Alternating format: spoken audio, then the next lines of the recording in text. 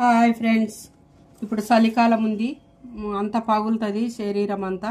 సున్నిపిండి తయారు చేసే విధానం చూపిస్తున్నా. ఇది బాస్మతి బియ్యము ఒక పెద్ద కప్పు,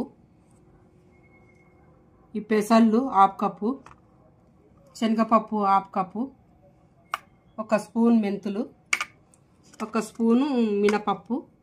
ఇవి ఎట్లా తయారు చేయాలో చూపిస్తాను. ఈ పప్పులన్నీ వేసి మంచిగా మిక్సీకి వేసుకోవాలి. కూర మెత్తగా కాకుండా కొంచెం బరపబరిపేసి ఇట్లా డబ్బాలు ఎత్తి పెట్టుకుంటే ఎన్ని రోజులన్నీ ఉంటుంది.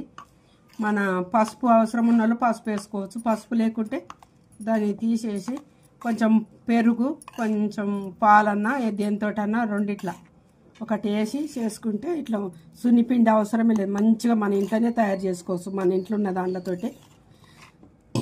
మీకు ఇష్టమైతే ఒక లైక్ చేయండి, షేర్ చేయండి, సబ్స్క్రైబ్ చేయండి.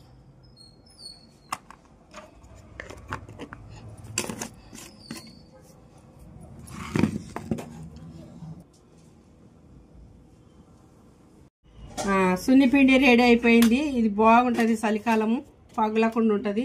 మీరు కూడా ట్రై చేయండి.